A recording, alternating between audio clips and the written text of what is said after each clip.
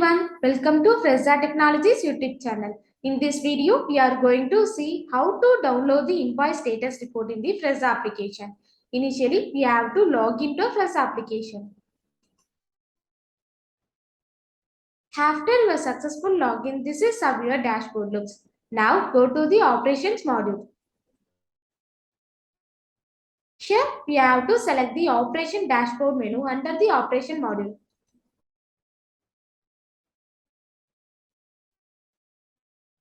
On this operation dashboard page, we have to select the date range. And also we have to enter the required details. Then we have to click on the submit button.